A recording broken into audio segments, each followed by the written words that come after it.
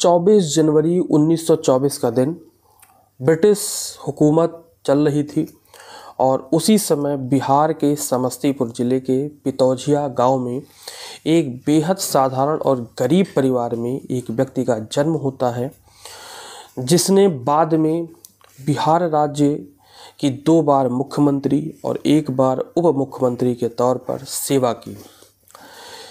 अपने पूरे कैरियर के दौरान जब उसका देहांत हुआ तो अपने बच्चों के लिए छोड़ने के लिए पैतृक संपत्ति के नाम पर एक मकान तक भी उसके पास नहीं था।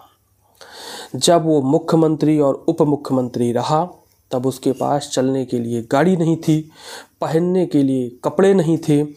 विदेश यात्रा के दौरान उसके कपड़ों की हालत देखकर एक विदेशी व्यक्ति ने उसको कोट गिफ्ट किया।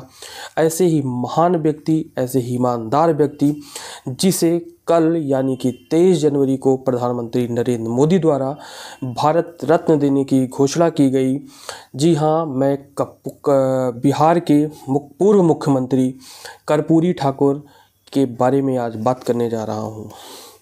नमस्कार, मैं अभिषेक शुक्ला आप सभी लोगों का अपनी इस कहानी के नए एपिसोड में गर्मजोशी के साथ स्वागत करता हूं और उम्मीद करता हूं कि आपको पहले की जो कहानियां हैं वो बेहद पसंद आई होंगी।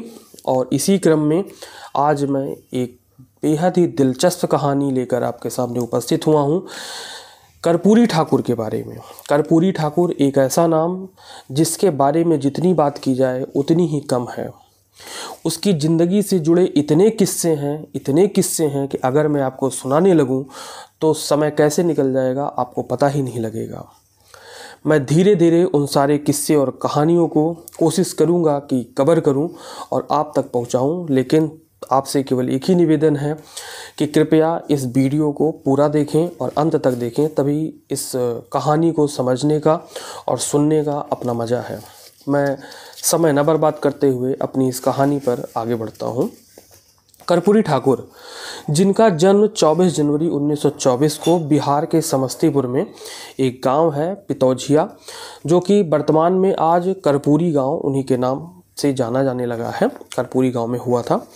बेहद ही साधारण परिवार में हुआ था। जाति से ये नाई थे और इनके जो पिता थे वो श्री गोकुल ठाकुर, वो भी नाई का काम मतलब बाल काटने का काम किया करते थे और इस काम को कर्पूरी ठाकुर प्रमोट भी करते थे। ऐसा नहीं था कि वो इस चीज़ से मुकरते थे या पीछे हटते थे। इस कार्य को वो प्रमोट करते थे, आगे बढ़ाने के लोगों को बढ़ाते थे, प्रमोट करते थे। कहने का मतलब उनकी जो माता थी श्रीमती राम दुलारी देवी, वो एक गृहिणी थी और घर पर ही गृहस्थ का काम धूमधाम देखती थी। जब आगे बढ़े ये थोड़ा सा बाल्यावस्था से स्टूडेंट लाइफ की तरफ कर्पूरी ठाकुर जी बढ़े, 1940 का समय आता है। 1940 में कर्पूरी ठाकुर मैट्रिक की परीक्षा पास करते हैं पटना विश्वविद्यालय से, वो भी 2nd डिवीज़न। मैट्रिक की परीक्षा पास करने के बाद 1942 का दौर आता है और उसी समय देश में एक बहुत बड़ा मूवमेंट जो गांधी जी की चला रहे थे, भारत छोड़ो आंदोलन, उसी आंदोलन से ये जुड़ जाते हैं और जुड़ने का नतीजा ये रहता है कि इनको गिरफ्तार कर लिया जाता है और इनको जेल भेज दिया जाता है। 26 महीने ये जेल में रहते हैं और वर्ष 1945 में ये रिहा होते हैं। 45 में रिहा होने के बाद में अब धीरे धीरे समय आगे बढ़ा। 1947 का समय आया जब भारत आज़ाद हुआ। आज़ाद होने के बाद भारत में पूरे देश में कांग्रेस की सरकार बनी और इसी क्रम में बिहार में भी कांग्रेस की सरकार बनी। धीरे धीरे कहते हैं ना कि सत्ता या मोनोपोली, जब सत्ता किसी एक व्यक्ति के हाथ में आती है तो कहीं ना कहीं कुछ उसमें बुराइयां भी पनपने लगती हैं और यही हुआ बिहार की कांग्रेस सरकार में। धीरे धीरे कांग्रेस सरकार से लोगों का मोह भंग होने लगा और कांग्रेस में थोड़ी सी फूट पड़ने लगी। उसका कारण ये था कि उस समय कहा जाता है कि कांग्रेस में उच्च पदों पर ऊंची जाति के लोग बैठे हुए थे और पिछड़ी जातियों के लोगों को उतना ज़्यादा महत्व नहीं दिया गया था। इसी वजह से कांग्रेस के में जो पिछड़ी जाति के लोग थे उन्होंने अपना जो है अलग एक गुट बना लिया। धीरे धीरे कांग्रेस से वो कट गए और उसका नाम रखा त्रिवेणी संघ और इसी त्रिवेणी संघ से जुड़े थे अपने कर्पूरी ठाकुर जी। अब 1952 का आम चुनाव आता है और इस आम चुनाव में कर्पूरी ठाकुर जी पार्टिसिपेट करते हैं और पहली बार वो विधायक बनते हैं और सदन पहुंचते हैं। 1952 के आम चुनाव में विधायक बन ही गए थे। अब आता है वर्ष, इसी बीच वो बहुत सारा अपना काम करते रहते हैं। वर्ष आता है 1967 और 1967 में अभी तक कांग्रेस की सरकार 1967 तक बिहार में चल रही थी, लेकिन 1967 के आम चुनाव में जो कर्पूरी ठाकुर के नेतृत्व में लड़ा जाता है और इस चुनाव में बिहार में पहली बार कांग्रेस की सरकार ख़त्म होती है और गैर कांग्रेसी सरकार बनती है और इसी में कर्पूरी ठाकुर के नेतृत्व में संयुक्त सोशलिस्ट पार्टी, ये पार्टी काफ़ी बड़ी पार्टी बनकर बिहार में उभरती है। जब ये पार्टी बनकर उभरी और कर्पूरी ठाकुर जी एक बड़े नेता बनकर आए तो इनको उप मुख्यमंत्री बनाया गया बिहार का और ये 5 मार्च 1967 से लेकर 31 जनवरी 1967 तक बिहार के उप मुख्यमंत्री रहे। बाद में उप मुख्यमंत्री रहने के बाद जब इनका कद और बड़ा हुआ तो ये 22 दिसंबर 1970 में मुख्यमंत्री बनाए जाते हैं और 2 जून 1971 तक मात्र शायद 163 दिन तक ये मुख्यमंत्री बने रहते हैं। 1973 से 77 के दौरान एक बहुत बड़े नेता थे जिनका नाम है लोकनायक जयप्रकाश। तो 1973 से 1977 तक लोकनायक जयप्रकाश जी एक छात्र आंदोलन चला रहे थे। उस आंदोलन से कर्पूरी ठाकुर जी जुड़े रहे और 1977 में ये समस्तीपुर संसदीय क्षेत्र से ये सांसद बन जाते हैं। सांसद बनने के बाद में फिर बिहार राज्य में इनके नाम की लहर थी ही, तो एक बार ये दोबारा फिर मुख्यमंत्री बनते हैं। 24 जून 1977 को ये पुनः मुख्यमंत्री बनते हैं और 21 अप्रैल 1989 तक, माफ़ करिएगा 1979 तक ये मुख्यमंत्री बने रहते हैं। कर्पूरी ठाकुर के बारे में कहा जाता है कि यह एक प्रखर वक्ता थे, मतलब बहुत अच्छा बोलते थे और आज़ादी के दौरान जब बात की थी हमने, भारत छोड़ो आंदोलन के दौरान ये गिरफ्तार किए गए थे। तो इसी समय पटना में एक टॉकीज़ है, कृष्णा टॉकीज़ हॉल। तो कृष्णा टॉकीज़ हॉल में ये छात्रों को संबोधित कर रहे थे और संबोधन के दौरान इन्होंने कहा था कि हमारे देश की आबादी इतनी अधिक है कि केवल थूक फेंक देने से ही अंग्रेजी राज बह जाएगा। और इस भाषण से ये बहुत ज़्यादा लोकप्रिय हुए और इनकी लोकप्रियता का नतीजा ही था कि बाद में ये मुख्यमंत्री बने। हालांकि इनको इस स्पीच की वजह से सज़ा भी भुगतनी पड़ी। इन्होंने ऐसे ही को बहुत सारे नारे भी दिए थे, जैसे उनका एक प्रसिद्ध नारा है, 100 में से 90 शोषित हैं, शोषितों ने ललकारा है, धन धरती और राजपाट में 90 भाग हमारा है। ये इनका एक प्रसिद्ध नारा था। ये कर्पूरी ठाकुर जी लोकनायक, माफ़ करिएगा बार बार मैं लोकनायक को लोक प्रकाश कह दे रहा हूँ। तो ये लोकनायक जयप्रकाश नारायण जी को और डॉक्टर राम मनोहर लोहिया जी को अपना गुरु मानते थे। इसके साथ ही लालू प्रसाद यादव जी चाहे रामविलास पासवान जी हों या नीतीश कुमार जी हों, इन सब के गुरु ये रहे हैं कर्पूरी ठाकुर जी। 1952 में जब ये विधायक बनते हैं तो विधायक बनने के बाद में कभी भी ये चुनाव हारते नहीं हैं विधानसभा का और लगातार ये जीतते जाते हैं। इतना बड़ा कद आप देखिए, और वही हमने शुरुआत में ही बात की कि इतना सब कुछ होने के बाद में, इतनी लोकप्रियता हासिल करने के बाद और इतने बड़े पद को आसीन करने के बाद में बेहद साधारण व्यक्ति, बहुत ईमानदार व्यक्ति थे ये, और कुछ नहीं था इनके पास में, कोई भी संपत्ति इन्होंने अर्जित नहीं की। अभी मैं सारी चीज़ें आपको बताऊंगा, चर्चा करूंगा उसके बारे में।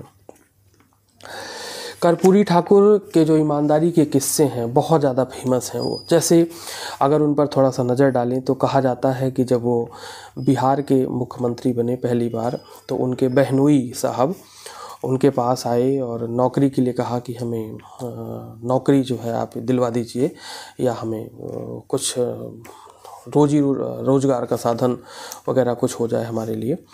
तो कर्पूरी ठाकुर जब ये बात सुनते हैं तो बहुत ज़्यादा गंभीर हो जाते हैं, चिंतित हो जाते हैं और कहते हैं कि वो अपनी जेब से 50 रुपये निकाल कर अपने बहनोई साहब को देते हैं और कहते हैं कि जाइए उस्तरा खरीद लीजिए, उस्तरा दाढ़ी बनाने वाला, उसको खरीद लीजिए और जो अपना पुश्तैनी धंधा है उसी को आरंभ कर दीजिए। तो ऐसे थे ईमानदार व्यक्ति। जब ठाकुर जी पहली बार मुख्यमंत्री बनते हैं, हालांकि उनके जो पुत्र हैं उनका नाम रामनाथ जी है, तो रामनाथ जी बताते हैं कि जब वो मुख्यमंत्री बने उसके बाद में वो बार बार पत्र लिखा करते थे और हर एक पत्र में वो 3 बातें हमेशा लिखते थे। पहली ये कि तुम इससे प्रभावित मत होना, मतलब उनका जो पद है इसके इन्फ्लुएंस में तुम मत आ जाना, नहीं तो पद का तुम दुरुपयोग करने लगो, और किसी लोभ लालच में मत आना। क्यों? क्योंकि इससे हमारी बदनामी होगी। तो ये सारी बातें वो हमेशा मेंशन किया करते थे। भले ही रामनाथ ठाकुर आज राजनीतिक जीवन में हैं, वो राजनीति में हैं, लेकिन उनको कभी भी अपने पिता के कद का फ़ायदा डायरेक्ट तौर पर नहीं मिला। हालांकि उनको उनके पिता के नाम का फ़ायदा ज़रूर मिला। मतलब कहने का ये है कि पिता ने कभी राजनीति में आने के लिए उनको प्रमोट नहीं किया, रामनाथ ठाकुर जी को। लेकिन हाँ, ये है कि वो कर्पूरी ठाकुर जी के पुत्र हैं, इस वजह से उनको फ़ायदा ज़रूर मिला। तो एक जो है और एक किस्सा मैं आपको बताता हूँ कि हेमवती नंदन बहुगुणा जी हैं, उन्होंने अपना एक संस्मरण लिखा है और उस संस्मरण में उन्होंने लिखा कि कर्पूरी ठाकुर जी की हालत को देखते हुए, मतलब उनकी जो आर्थिक तंगी थी उसको देखते हुए देवीलाल जी, जो हरियाणा के मुख्यमंत्री भी रहे, देवीलाल जी ने पटना में अपने एक मित्र से कहा था कि कर्पूरी जी कभी आपसे 2-4-10 हज़ार रुपये मांगे तो आप उनको देने से मना मत करना, और ये जो है जो आप उनको पैसे देंगे ये देवीलाल जी के ऊपर कर्ज रहेगा। बाद में देवीलाल जी अपने मित्र से पूछते हैं कि कर्पूरी जी ने आपसे कुछ मांगा? तो उनके मित्र ने जवाब दिया कि नहीं साहब, वो तो कुछ मांगते ही नहीं हैं। ऐसे ईमानदार व्यक्ति। एक किस्सा और फेमस है, ये किस्सा है इनके पिताजी से संबंधित। हुआ ये कि कर्पूरी ठाकुर जी जब मुख्यमंत्री थे तो उसी बिहार में एक क्षेत्र के कुछ जमींदार थे, सामंती जमींदार थे। उन्होंने कर्पूरी ठाकुर के पिताजी को बुलाया वही सेवा करने के लिए, मतलब जो उनका पैतृक काम था उसके लिए बुलाया। लेकिन कर्पूरी ठाकुर के पिताजी उस समय बीमार थे और वो जा नहीं पाए। ये बात सामंती जमींदारों को थोड़ी सी बुरी लगी और उन्होंने अपने लठैतों को भेजा कि जाओ कर्पूरी ठाकुर को तुरंत जो है पकड़ के लेके आओ। ये बात जब प्रशासन को पता लगी तो प्रशासन ने कहा कि ये तो मुख्यमंत्री के पिताजी के साथ में ऐसा हो रहा है। प्रशासन ने तुरंत एक्शन लिया और एक्शन लेने के बाद ये गिरफ्तार कर लिया लठैतों को। धीरे धीरे ये खबर कर्पूरी ठाकुर जी तक पहुंची। कर्पूरी ठाकुर जी ने कहा कि प्रशासन से कहा और एक तरीके से निवेदन किया कि छोड़ दो, और यह वक्तव्य थे कि इस प्रकार पता नहीं कितने असहाय, लाचार और शोषित लोग प्रतिदिन लाठियाँ खाकर दम तोड़ते हैं, काम करते हैं, कहाँ तक, किस किस को बचाओगे आप? क्या सभी जो माँ बाप हैं उनके औलादे मुख्यमंत्री ही हैं? ऐसा तो है नहीं। तो इनको इसलिए आप दंडित कर रहे हो क्योंकि इन्होंने मुख्यमंत्री के पिताजी को लाठी मारी है या प्रताड़ित किया है, इस वजह से कर रहे हो। अगर ये मुख्यमंत्री के पिताजी नहीं होते तो क्या होता? सामान्य जनता अगर होती तो सामान्य जनता को आप कैसे बचाओगे? तो जाओ, एक काम करो, इनको छोड़ो और प्रदेश के कोने कोने में जितने भी शोषित लोग हैं उनके खिलाफ जो उत्पीड़न हो रहा है उसको ख़त्म करने के लिए अभियान चलाओ और ये आश्वासन दो कि एक भी परिवार अब जमींदार या सामंतों के जुल्मों का शिकार नहीं होगा। और इस तरीके से ये कहते हुए कर्पूरी ठाकुर जी ने अपने पिताजी को जिन्होंने शोषित किया था या लाठी मारी थी उसको उन्होंने छुड़वा दिया। कर्पूरी ठाकुर जी का जो देहांत है वो देहांत हुआ था 17 फरवरी 1988 में दिल की बीमारी के कारण, दिल का दौरा पड़ने के कारण। 64 साल उनकी उम्र थी मात्र, और 64 साल की उम्र में वो इस धरती को छोड़कर चले गए। उनके निधन के बाद हेमवती नंदन बहुगुणा जी उनके गांव गई, और उनके गांव जाकर जब उन्होंने झोपड़ी नुमा मकान देखा तो वो रो पड़ी थी। 1970-71 के दौरान कर्पूरी ठाकुर बिहार के मुख्यमंत्री थे, जैसा कि पहले बात हो चुकी है। उसी समय रांची में स्थित, तब बिहार और झारखंड दोनों एक ही राज्य हुआ करते थे, तो रांची में उनको एक लड़के का लड़की के लिए वर देखने जाना था। और उस समय जो है वो वहाँ पर सरकारी गाड़ी से नहीं गए देखने, वो वहाँ पर एक प्राइवेट टैक्सी हायर किए और उस टैक्सी से गए। और ये जो शादी थी, जो वर देखने गए थे, फिर बाद में शादी हुई, तो ये जो शादी थी वो उनके पुस्तैनी गांव पितौझिया में ही हुई। लेकिन कर्पूरी ठाकुर फाइनेंशियली स्थिति अच्छी नहीं थी, इसलिए वो चाहते थे कि ये जो शादी है वो शादी देवघर मंदिर में हो। लेकिन उनकी पत्नी जी कर्पूरी ठाकुर की वो जिद पर अड़ गई और उन्होंने कहा कि नहीं, ये जो शादी है वो हमारे पैतृक गांव में ही होगी। हालांकि कर्पूरी ठाकुर किसी तरीके से इस बात को उन्होंने मान लिया और शादी उनके पैतृक गांव में हुई। लेकिन उस समय वो मुख्यमंत्री थे, लेकिन उन्होंने अपने मंत्रिमंडल के लोगों को शादी में आने के लिए मना कर दिया था और प्रशासन को सख्त हिदायत दी थी कि कोई भी प्लेन, कोई भी विमान दरभंगा और सहरसा एयरपोर्ट पर नहीं उतरेगा उस दिन। दरभंगा और सहरसा एयरपोर्ट क्यों? क्योंकि उस समय उनके गांव से जो नियर बाई एयरपोर्ट था वो दरभंगा और सहरसा में ही था। इसी तरीके से एक किस्सा और उनकी ईमानदारी का कह लीजिए या उनकी कर्तव्य निष्ठा का कह लीजिए, बहुत ज़्यादा फेमस है। हुआ ये बात 1977 की है। उसी समय जेपी आवास, मतलब जयप्रकाश नारायण आवास पर जेपी साहब का जन्मदिन था, मनाया जा रहा था। और ये आवास पटना के कदम कुआं पर स्थित था और जिस भवन में मनाया जा रहा था उसका नाम है चरखा समिति भवन।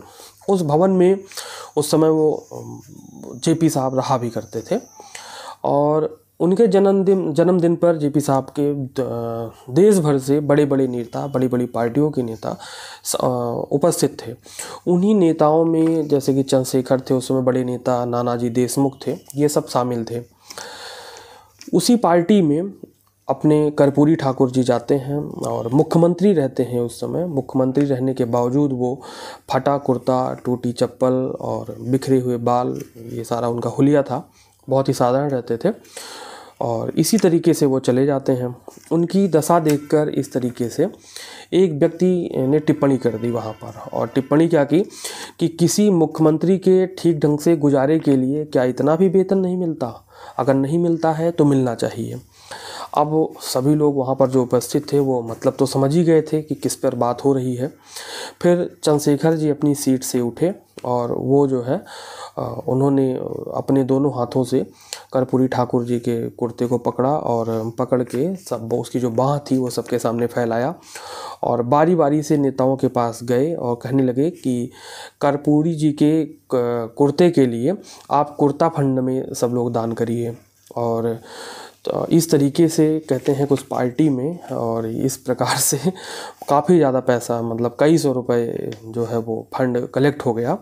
और फिर चंद्रशेखर जी ने कहा कि आप इस पैसे से अपने लिए कुर्ता ले लीजिएगा, लेकिन उन्होंने उस पैसे से कुर्ता नहीं लिया और उस पैसे को मुख्यमंत्री राहत कोष में उन्होंने जमा करवा दिया।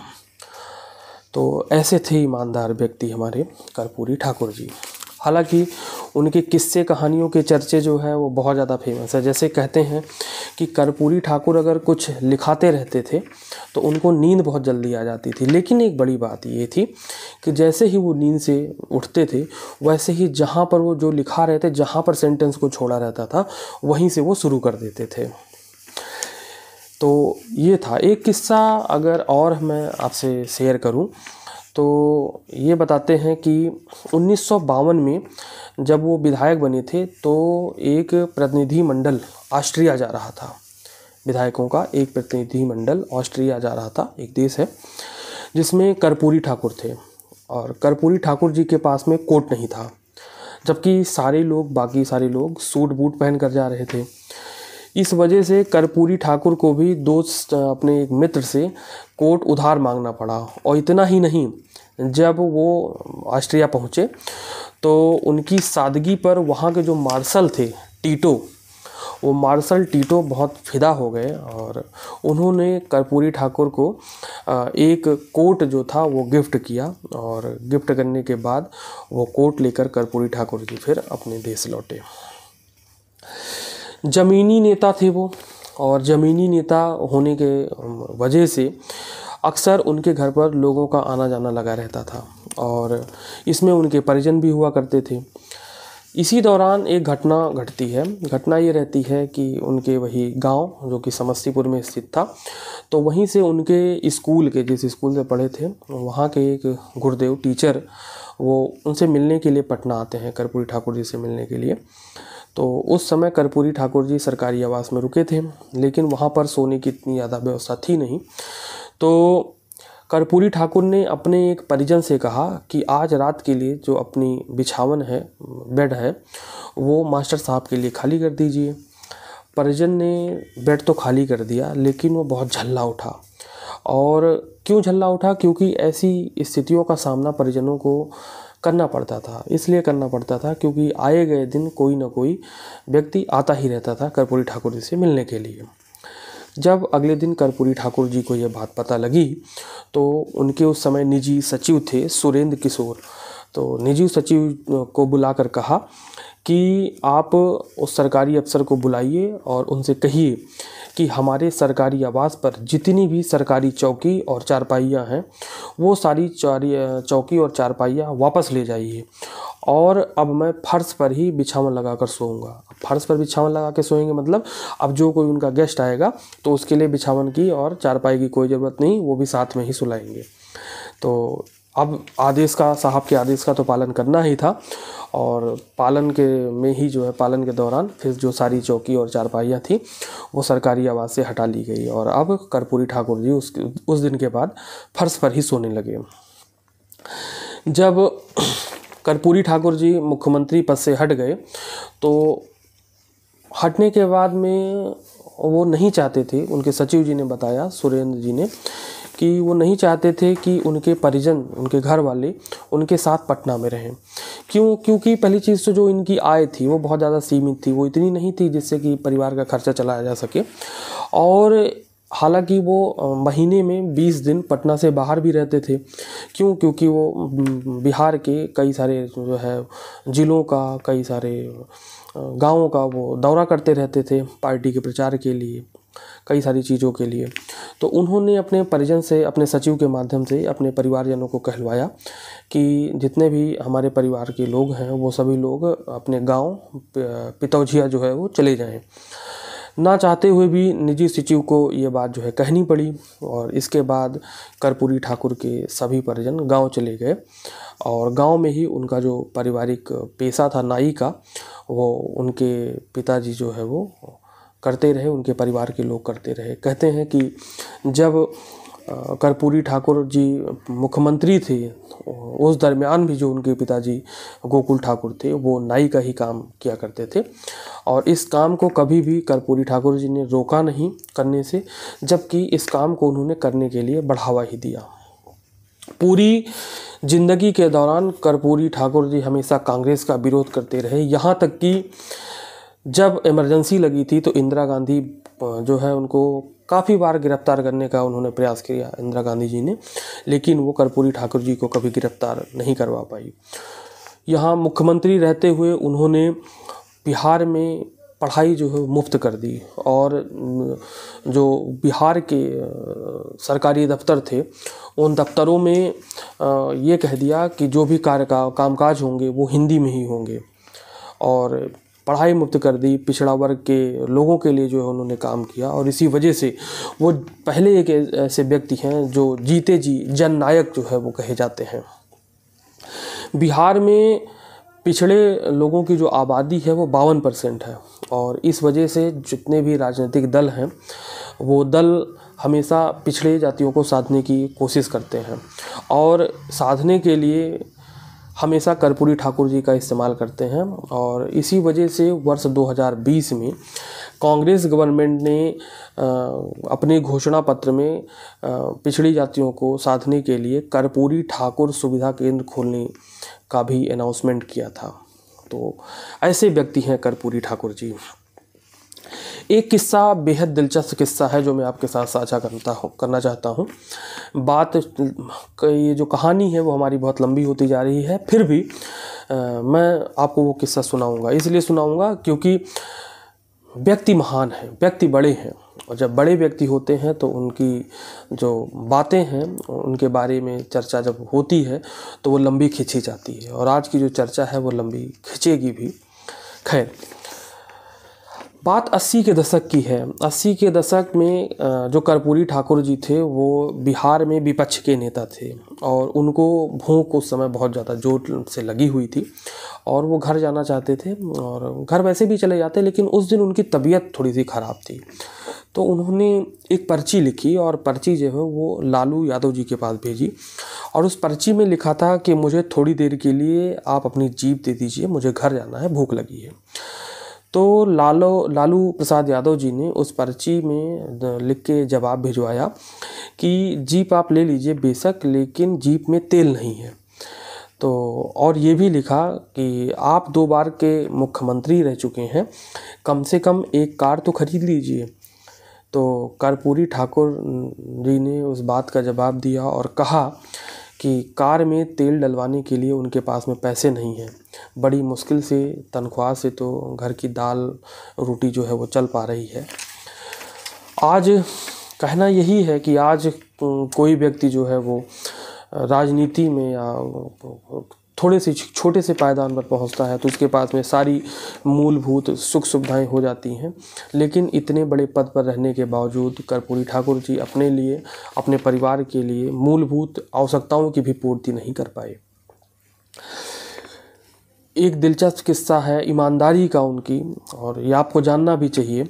कर्पूरी ठाकुर जी के जो छोटे बेटे हैं उनको हार्ट अटैक की जो है वो हार्ट की बीमारी थी, हार्ट में कुछ समस्या थी, और इस वजह से उनको दिल्ली के राम मनोहर लोहिया अस्पताल में भर्ती कराया गया। और कंडीशन ये थी कि ऑपरेशन कराना बहुत ज़्यादा ज़रूरी था, और उस समय इंदिरा गांधी जी प्रधानमंत्री थी। जब इंदिरा गांधी जी को पता लगा तो वो कर्पूरी ठाकुर जी से मिलने जाती हैं और कहती हैं कि सरकारी खर्च पर वो जो है उनका इलाज, उनके बेटे का इलाज वो अमेरिका में करवाएंगी। जब ये बात कर्पूरी ठाकुर जी को पता लगती है तो वो सरकारी खर्चे पर इलाज कराने के लिए, और वो भी अमेरिका में, साफ मना कर देते हैं। और मना करने के बाद में जब धीरे धीरे बात ये छन छन के जब जयप्रकाश नारायण जी के कानों तक पहुंचती है तो वो पैसा इकट्ठा करते हैं और लोगों से, और पैसा इकट्ठा करने के बाद में कर्पूरी ठाकुर जी के बेटे को न्यूजीलैंड भेजते हैं और वहीं पर उनका इलाज कराया जाता है। तो इस तरीके से एक घटना और है। घटनाएं बहुत ज़्यादा जुड़ी हैं कर्पूरी ठाकुर जी के जीवन से। चलिए मैं वो भी आपके साथ शेयर करता हूँ। एक बार प्रधानमंत्री जो रहे हैं बाद में प्रधानमंत्री बने, उस समय प्रधानमंत्री नहीं थे, चौधरी चरण सिंह जी। चौधरी चरण सिंह जी जाते हैं कर्पूरी ठाकुर जी के घर पर वो जब जा रहे थे, जब दरवाजे के अंदर घुसे तो उनका सिर थोड़ा सा ऊपर की तरफ टकरा गया।